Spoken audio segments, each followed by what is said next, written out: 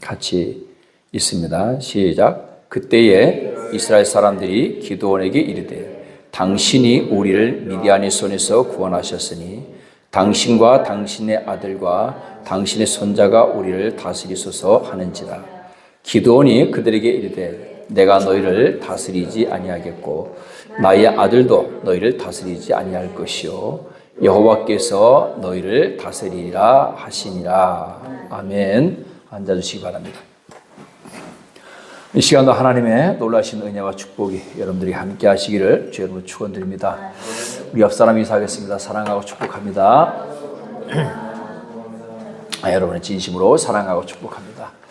우리가 지난 3주간에 걸쳐서 우리가 테마 설교를 잠깐 중단하고 우리가 너 거기 있었는가 그때에라는 제목으로 3주간 우리가 말씀했습니다. 그래서 예수님의 마지막 그 일주일 행적 중에 목요일 밤부터 시작해서 십자가 죽으심까지 그리고 부활, 승천, 그 다음에 성령 강림까지 해서 지난주에 말씀했고 다시 이제 우리가 타임머신을 타고 2000년 전 예루살렘에 간 김에 다시 1150년을 다시 거슬러 올라가서 사사시대로 다시 가겠습니다. 그래서 오늘 지난 시간에 이어서 우리가 기드온에 관해서 잠깐 함께 말씀을 나누도록 그렇게 할 텐데요. 따라서 합니다. 여호와께서 너희를 다스리시리라.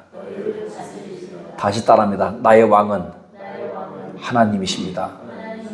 할렐루야. 여러분 나를 다스리시는 분이 누구예요? 하나님.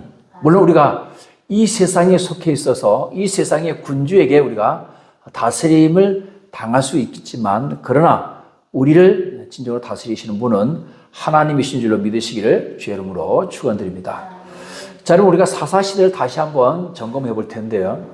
자, 여러분 사사시대가 된 이유가 항상 보면 그 시대에 하나님께서 그 시대가 어떠한가라고 하는 것을 항상 말씀 속에서 말씀하십니다. 지금은 어떠한 때다, 어떠한 때다.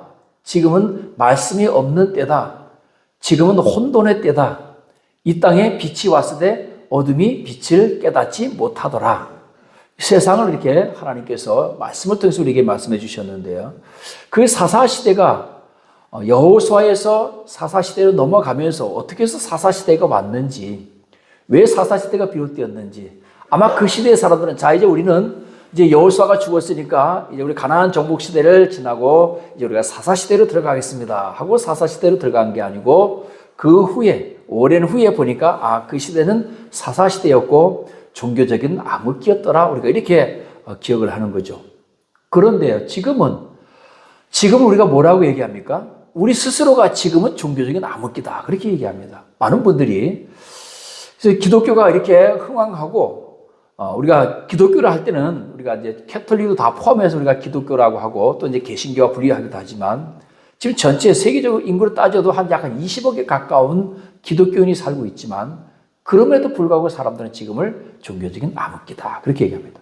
그런데 사사시대에 그 사람들은 우리는 지금 사사시대에 종교적인 암흑기를 지나가고 있어. 그렇게 말하지 않고요. 그 후대에 기록한 사람들이 사사시대가 종교적인 암흑기였다. 그래서 사사기를 기록한 그 사사가 사사기 2장 10절에 보니까 그 세대의 사람도 다 그 조상에게로 돌아가고 이제 사사시대를 정의하는 거죠. 그 시대에 살았던 사람, 즉 출애굽 세대, 광야 세대, 이제 가나안 정복 세대까지 다 이 땅에 다 죽고 이제 그 이후 세대가 된 거죠. 그 이후 세대만 남았다는 얘기입니다. 그리고 그 후에 일어난 다른 세대는 뭐였다? 여호와를 알지 못했다. 왜 알지 못했을까요? 쉽게 얘기하면 역사 공부를 안 한 거죠. 역사를 안 가르치는 거죠. 우리 학교 들어가면 다 역사 배우잖아요. 그렇죠? 우리 한국 역사를 다 배우잖아요. 한국 역사뿐만 아니라 세계 역사까지 다 우리가 배우잖아요. 근데 여호와를 알지 못한다라고 하는 얘기는 당연히 가르치지 않았다는 것이죠. 여호와께서 이스라엘 위하여 행하신 일도 알지 못하더라. 당연히 안 가르쳤으니까 당연히 하나님께서 그 출애굽과 광야 시대 때, 정복 시대 때 어떻게 했다라고 하는 것을 전혀 모르는 거죠. 자, 몰라서 안 배워서 모를 수도 있지만 더 나아가서 알면서도 안 했을 수도 있다는 얘기입니다. 왜냐하면 그때 당시에 사사시대라고 해서 그러면 이 사람들이 완전히 여호와를 싹 지워버리고 완전히 바알신만 아세라신만 섬긴 것이 아니고 양다리를 거치고 있었기 때문에 그렇습니다. 사사기 2장 10절, 11절에 보면 이스라엘 자손이 여호와의 목전에 악을 행하여 바알들을 섬기며, 이 얘기는 무슨 얘기입니까? 하나님을 섬기면서 또 여전히 바알신을 섬기는 거죠. 애굽 땅에서 그들을 인도하여 내신 그들의 조상의 하나님 여호와를 버리고 다른 신들 곧 그들의 주위에 있는 백성의 신들을 따라 그들에게 절하여 여호와를 진노하게 하시며. 그렇죠. 하나님이 보는 앞에서 여호와의 목전에서 우상을 숭배하고 그러니까 하나님께서 진노하셨다는 얘기입니다. 자, 사사기장 17절에도 보면 그들이 사사들에게도 순종하지 아니하고, 그러니까 사사시대가 시작되기도 전에 사사시대를 지금 정의를 해놨죠. 그러니까 후대에 이 사사기를 기록하는 사람이 보니까 이 사사들에게도 순종하지 않았다는 얘기예요. 오히려 다른 신들을 따라가 음행하며 그들에게 절하고 여호와의 명령을 순종하던 그들의 조상들이 행하던 길에서 속히 치우쳐 떠나서 그와 같이 행하지 아니했더라. 여러분, 하나님께서 이스라엘 백성들에게 사사를 보내주신 이유가 뭐죠? 그들의 고난을 해결하고 평안을 주시기 위해서. 이방인 사람들로 이방인들의 침략으로 인해서 그들이 고통당할 때 그 부르짖음 속에서 하나님께서 그들을 구원해 주시기 위해서 그들에게 평안을 주시기 위해서 사사를 보내주신 거죠. 그런데 사사들에게 순종하지 아니한다는 것은 사사로 말미암아 평화를 누리고 있는 그때에, 지금 사사들로 인해서 평화를 누리고 있는 그때, 즉 이스라엘 백성들이 외부의 침략으로부터 구원해 주시기 위해서 사사를 보내주셔서 외적을 물리치고 그들의 평화를 주셨어요. 하나님께서 사사가 이 땅에 사는 동안에는 평화를 주시겠다고 하셨거든요. 그 동안에도 평화를 누리면서 하나님이 우리를 구원해 주셨다는 그 은혜에 감사하고 여호와 하나님 잘 섬기는 것이 아니고 오히려 우상을 더 숭배했다는 것입니다. 속히 치우쳐 떠나서 음행하며 그들에게 절하고. 이 얘기는 무슨 얘기냐면요, 이렇게 성경에 보면 그걸 갖다 음행한다라고 표현을 해놨는데요, 하나님을 섬기면서 또 다른 우상을 아까 제가 말했던 것이 양다리 거치는 것을 성경에서 음행했다, 간음, 영적인 간음이다 이렇게 표현합니다. 그럼에도 불구하고 사사기 2장 18절 보면 여호와께서 사사를 세우실 때는 사사와 함께 하셨고 사사가 사는 날 동안에는 대적의 손에서 구원을 하셨다. 아멘. 비록 그 사사가 사는 동안에 40년, 80년, 60년 또 40년 이렇게 사는 동안에 하나님께서 속 터지지만 사사 죽고 나서 보자, 하나님께서 그렇게 벼르신 것은 아니겠죠. 그러나 사사가 그 사는 날 동안에 하나님께서 우리 사람을 생각하면 그냥 속이 터질 것 같아요. 왜? 사사가 사는 날 동안에 평안을 주시겠다고 했으니까. 사사가 사는 날 동안에는 그들이 온갖 우상을 숭배하고 범죄를 저질러도 하나님께서 다 용서해 주셨다는 거예요. 이것이 하나님의 은혜죠. 그러나 분명 사사들은 자신들의 역할을 분명히 했을 겁니다. 그들이 사는 날 동안에 이스라엘 백성들이 분명히 말씀했을 거예요. 우상을 숭배하지 말고 악행을 저지르지 말라. 그렇지 않으면 다시 외적의 침입으로 너희가 고통을 당하게 될 것이다. 그러나 백성들은 이 말을 듣지 아니했다는 것입니다. 엘리 사사가 8년 동안 외부의 침입에 의해서 고통당할 때 하나님께서 구원해 주셔서 40년 동안 이스라엘 백성들이 평화를 누리게 되고요. 에우 사사 때는 18해 고통당할 때 하나님께서 구원해 주셔서 80년 동안, 그리고 드보라는 20년 고난 중에 하나님께서 구원해 주셔서 40년 동안, 그리고 다섯 번째 기도원도 역시 7년 동안 이 미디안 족들에게 고통당할 때 하나님께서 구원해 주시고 40년 동안 평안을 주셨거든요. 그러면 그 평안의 기간 동안에 하나님을 그들이 잘 섬겼느냐? 어쩌면 그들이 고통당하는 그때에 비록 우상 숭배하는 사람들이 많이 있었지만 그래도 그 가운데 많은 사람들이 그래도 하나님을 잘 섬기려고 했을 것이다. 만약에 우리를 지금 이 시대를 우리가 비교해 봤을 때 한때 우리가 1200만 성도를 헤아렸잖아요.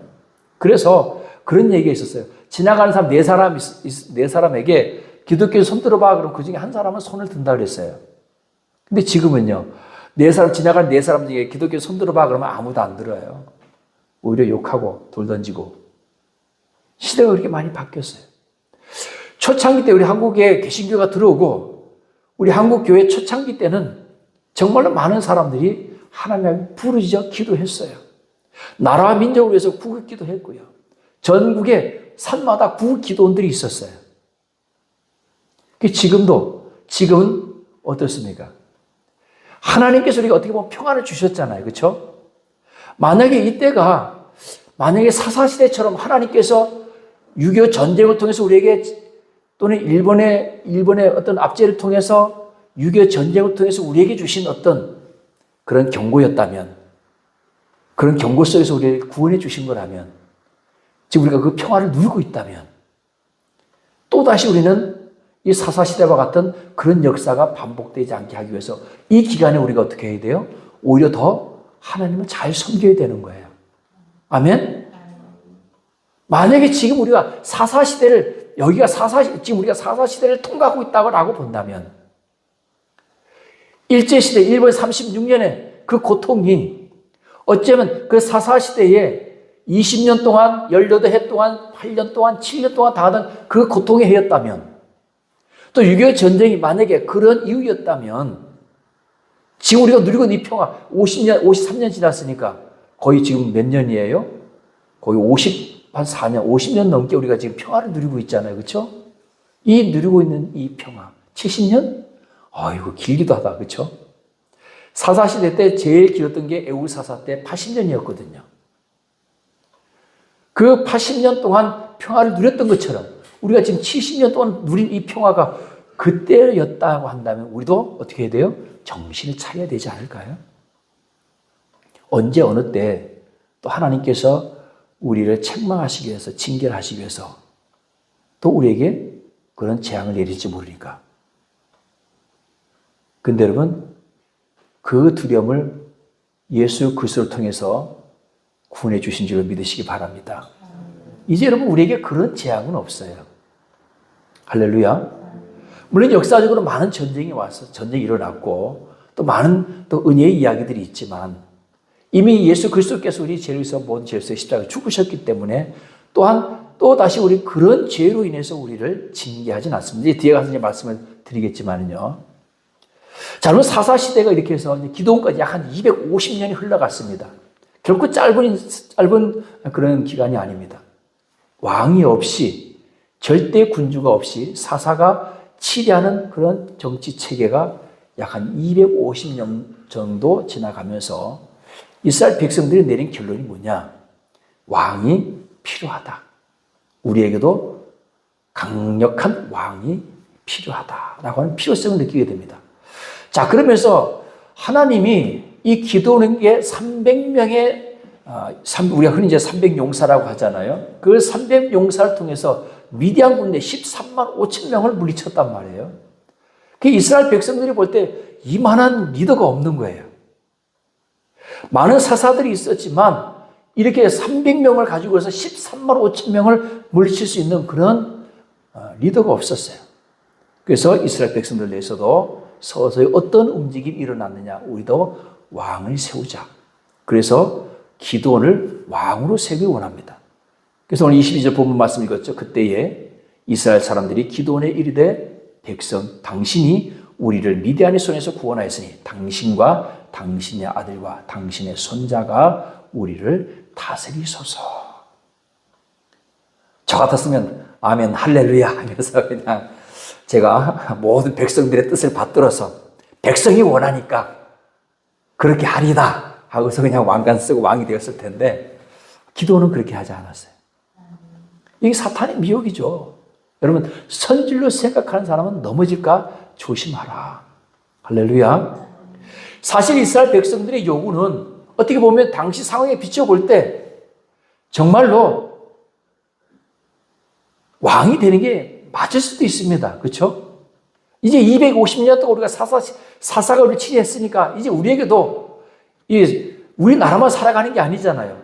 또 세계적인 또 여러 가지 또 정세가 있으니까 왕이 필요해. 다 왕이 있는데 우리만 왕이 없어. 사사들이 치자는 거예요. 우리 이제 신정 정치 체제라고 하는데요. 왕정으로 우리도 가야 된다. 어떻게 보면 합리적이잖아요. 합리적으로 그게 다 이성적으로 설득이 되어지잖아요. 근데 기도는 거기에 승낙하지 않았다라고 하는 것입니다. 우리 여러분, 사실 이스라엘 백성들이 이 사사 제도를 청산하고 왕정 체제로 가자라고 하는 것도 다른 것이 아니죠. 자신들을 위해서죠. 이스라엘 백성들은 자신들이 외적의 침입으로 고통당하는 이유를 여호와 하나님께 대한 죄로 인한 것이 아니라 왕이 없으니까, 국력이 약해서 어떤 강력한 리더가 우리에게도 필요하다, 이런 인식을 하게 된 겁니다. 고난의 원인을 아직 모르는 거예요. 어떻게 보면 왜 우리가 이렇게 외부로부터 고난을 당하고 또 사살 속에서 하나님께서 구원하신 그 은혜를 못 깨닫는 거죠. 자, 우리가 인생을 살면서 수많은 시험이 우리에게 다가옵니다. 그래서 우리가 그 시험을 통해서 상처를 또는 극복하기도 하고, 또 우리 상처를 당하기도 하고, 또 우리가 그런 시험 속에서 하나님을 경험하는 사실 기회가 되기도 합니다. 사실 우리가 이런 시험 속에서 사실 우리가 많은 하나님의 은혜를 경험하게 되는데요. 이 시험에는 두 가지가 있습니다. 누가 주느냐? 이게 사단이 주는 것이냐, 아니면 하나님이 주는 것이냐. 사탄이 주는 것을 갖다 우리가 미혹이다 이렇게 얘기합니다. 그리고 하나님이 주는 시험은 테스트. 우리 옛날에 헬라어 배웠죠? 페이라죠. 템테이션, 영어는 템테이션인데요. 미혹한다. 이거는 넘어지게 하는 거예요. 제가 어렸을 때 시골에서 우리가 농사 짓고 밭을 많이 다니게 됩니다. 그러면 주로 이렇게 논길에 산길을 많이 가게 되는데 그 풀이 많이 있어요. 우리가 장난을 많이 했는데 어떤 장난을 했냐면, 겉에서는 안 보이게 풀 속에 좀 질긴 풀이 있어요. 이게 쭉쭉 뻗어서 속에서 묶거나. 그러면 지게지고 가다가, 아니면 그냥 가다가 거기서 걸려 넘어지는 거예요. 근데 그냥 맨몸으로 갈 때는 괜찮은데 이 지게지고 가다가 넘어지면요, 앞으로 그냥 콕 꼬꾸러져요.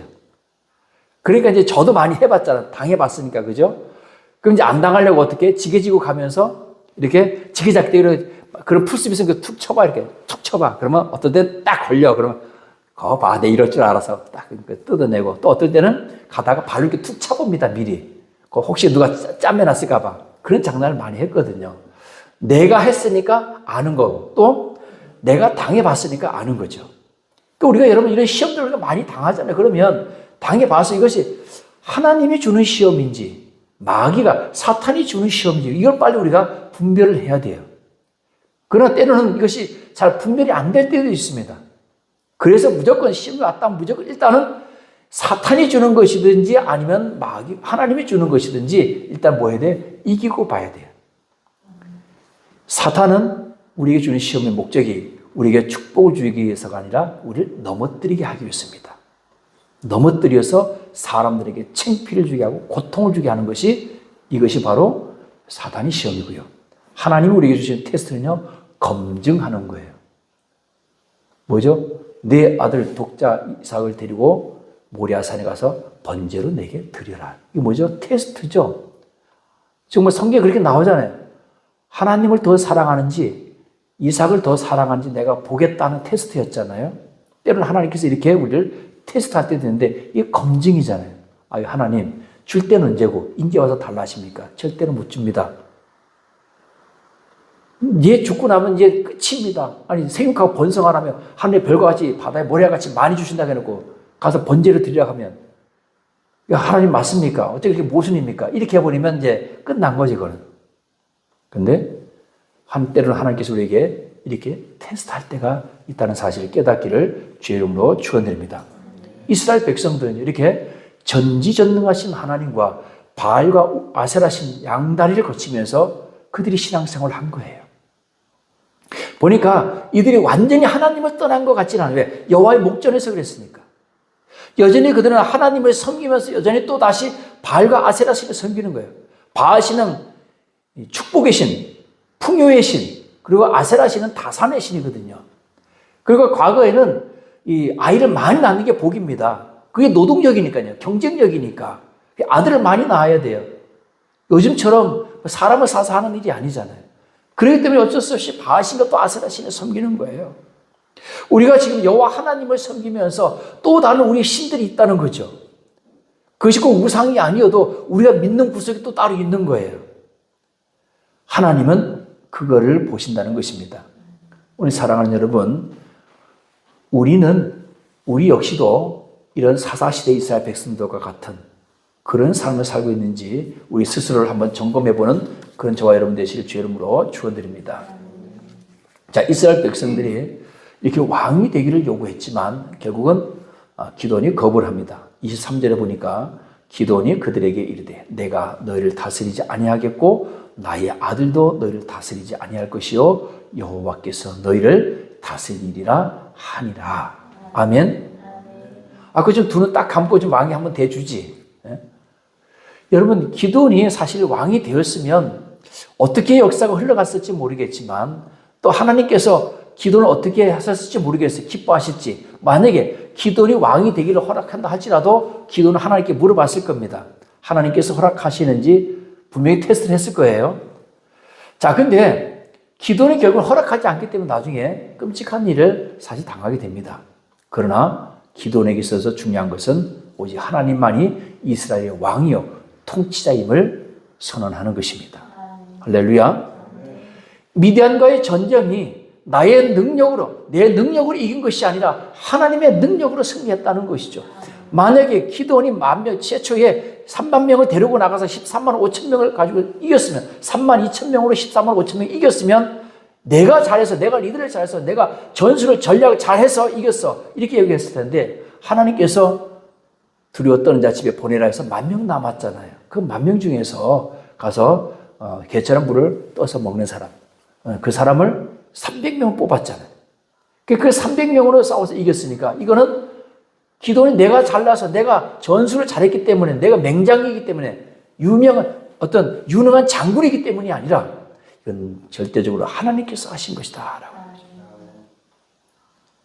그래서 결국은 기드온이 나도 나의 아들들도 손자들까지도 하나님의 자리를 넘보지 않겠다라고 하는 결단입니다. 결국 여러분, 이스라엘 백성들이 이 왕을 세우는 소망은 언제 가서 이루어집니까? 마지막 사사인 사무엘에 가서 이루어지죠.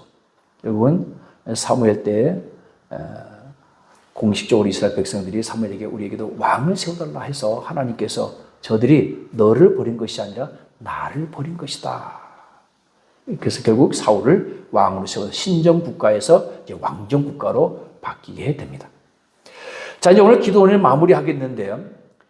자, 이제 기도원 사사가 40년 동안 사는 날 동안 40년의 그 평화가 유지가 됩니다. 그러고 나서 이제 기도원이 죽게 되는데요. 자, 이 성경에 보니까 기도원이 아주 하나님의 말씀을 잘 청종을 해서 생육하고 번성하라 했더니 부인이 얼마나 많은지 몇 명인지는 안 나왔어요. 그래도 솔로몬은 700명, 300명, 후처가 700명, 본처가 300명 이렇게 그렇게 나와서 1000명의 부인이 있었는데 이 기도는 아내가 그냥 많음으로 이렇게 돼 있어요. 몇 명인지 모르지만 많음으로 70명의 아들을 낳았다는 거죠. 많이 낳았죠. 그리고 또 세겜 땅에서 후처를 얻어서 또 그 세겜 땅에서 아비멜렉이라는 첩의 아들까지 해서 71명의 아들이 있었습니다. 자, 근데 그 아들이 있었는데 문제는 이 아비멜렉 그 아들이 야망을 가진 거예요. 그 이름도 그러니까 아비멜렉이라고 지었겠지. 야망을 가지고 그가 세겜 땅에 후처의 아들이었으니까, 첩의 아들이었으니까 세겜 땅에 가서 그 세겜 사람들에게 얘기하기를 너희가 기드온의 아들 70명이 너희를 다스리는 것이 낫겠느냐, 한 명이 너희를 다스리는 것이 낫겠느냐.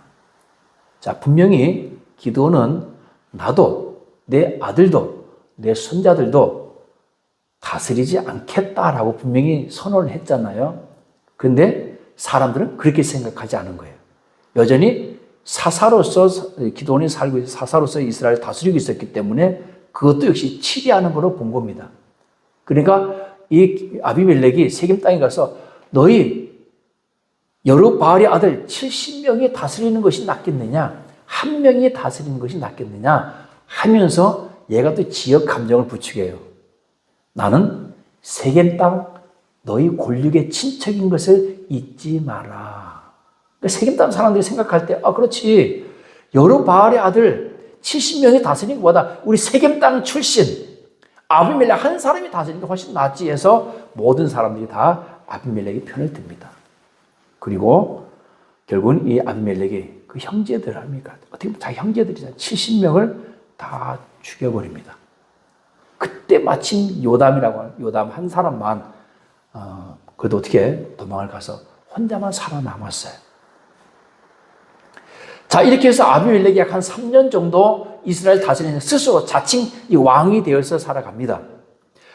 자, 그렇다고 해서 그가 뭐 그렇게 해서 뺏어 왕이 제대로 하겠습니까? 결국 나중에 죽게 되는데요. 나중에 이제 그 전쟁을 하다가 그 망대, 높은 망대에 사람들이 다 들어가 있으니까 그 망대는 아마도 이런 성루 위에 이렇게 전쟁을 하기 위해서 쌓아놓은 그런 있잖아요. 왜? 그런 망대에 다 들어가서 숨어 있고, 그리고 그 망대 밑에서 이제 그 망대 문을 불태우고 들어가려고 그 밑에 서 있는데 위에서 웬 여자가 맷돌을 갖다 집어 던졌는데 하필이면 그 밑에 서 있는 이 아비멜렉이 맞아 죽은 거예요.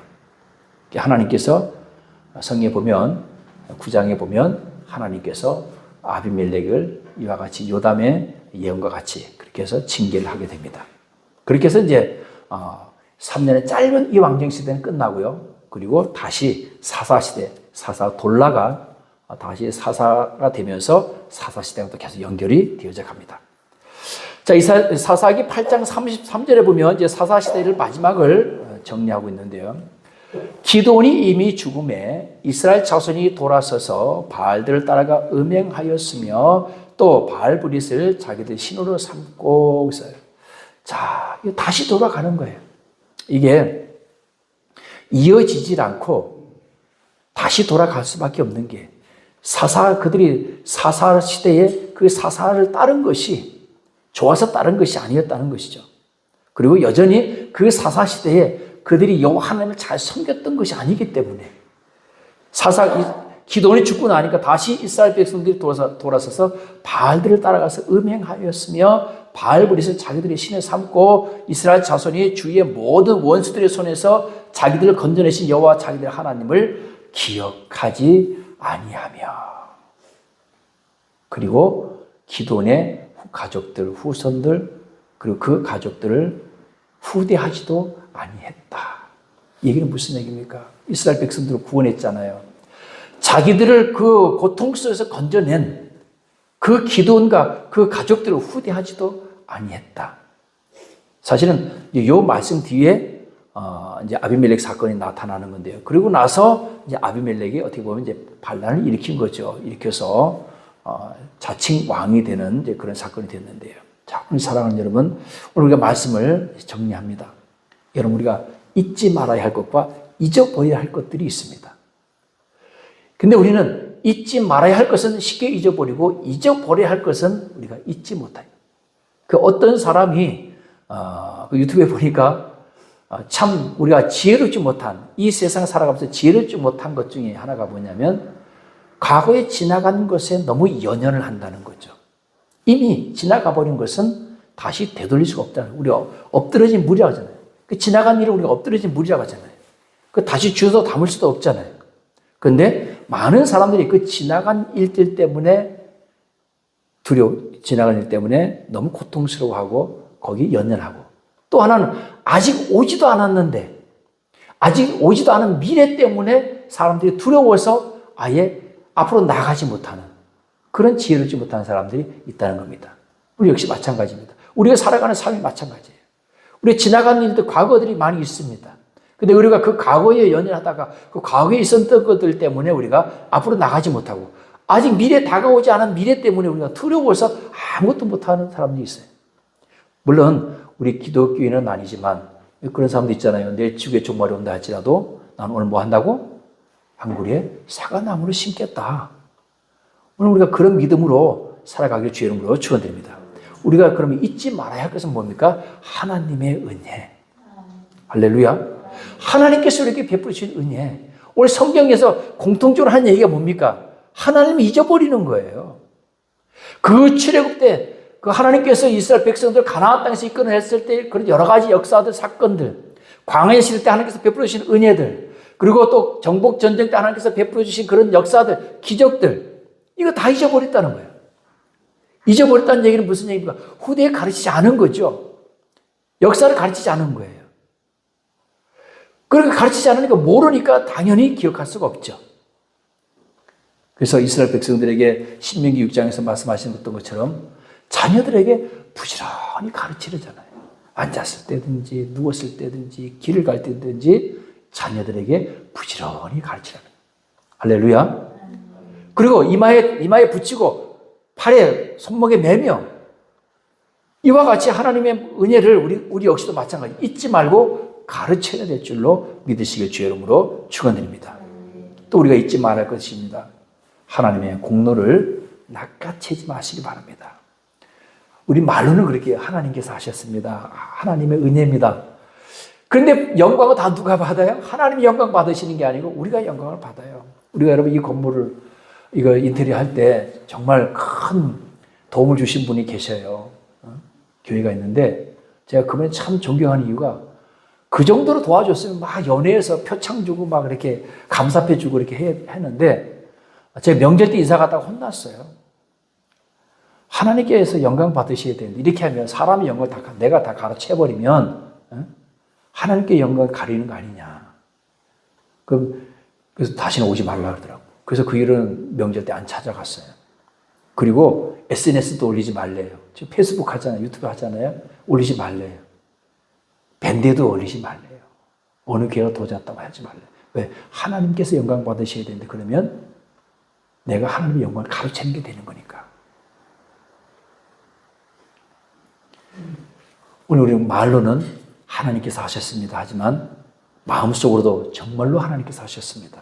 하고 누군가가 나를 하나님의 일을 한 것 때문에 높이려고 한다면 뒤로 물러서서 하나님께 그 영광을 돌리는 저와 여러분 되시길 주의 이름으로 축원드립니다.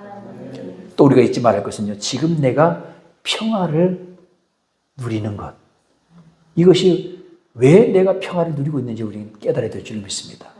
우리가 이렇게 평화를 누리는 것은 주님의 은혜인 줄 믿으시기 바랍니다. 내가 주는 평화는 세상이 주는 것과 같지 않다고 했습니다. 주님께서 우리 십자가 죽으심으로 말미암아 그 보혈의 피의 능력으로 그 은혜로 그 공로로 사실 우리가 이 평화를 누리고 있는 거거든요. 할렐루야. 그 은혜를 우리가 잊어서는 안 될 줄로 믿습니다. 오늘 사랑하는 여러분, 우리가 잊지 말아야 할 것을 꼭 기억하시길 바라고요. 또 잊어버려야 될 것들도 있습니다. 우리가 죄악의 요소들, 또 죄의 유혹들, 죄의 미혹들 이런 것들을 우리가 과감하게 뿌리치는 저와 여러분 되시길 주의 이름으로 축원드립니다. 오늘 기도원과 같이 오직 여호와께서 너희를 다스리라 했던 것처럼 오늘 나의 왕은 하나님이십니다. 이런 고백이 되시기를 주의 이름으로 축원드립니다. 기도합니다.